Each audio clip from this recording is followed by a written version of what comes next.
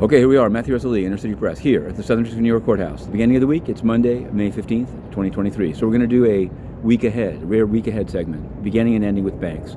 On Friday, that will be JP Chase Bank, which is being sued by the victims of Jeffrey Epstein. There's also a motion to dismiss by Jess Staley, who they're trying to blame for all of it. So we'll be covering that for certain. Wednesday, the sentencing of Saipov.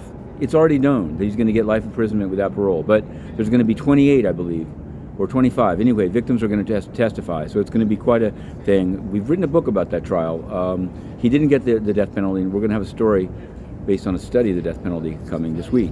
But, let's say this. In terms of Trump, less than a week ago, on Tuesday of last week, the verdict in the Eugene Carroll case. It came up immediately thereafter in a town hall. Maybe it was whatever. And it didn't come up over the weekend in Iowa, but we're still on the case.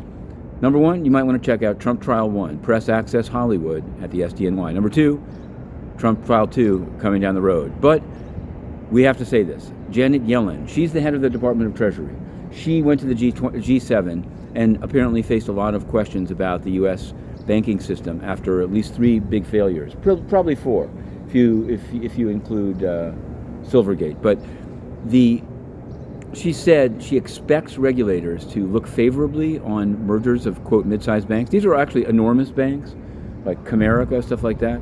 And to look favorably, it's not a prediction, it's a kind of an order. She's in charge of the OCC, Office of the Comptroller of the Currency. She's presumably sending directives to administration appointees of the FDIC and the Fed. So it looks kind of strange in terms of public participation.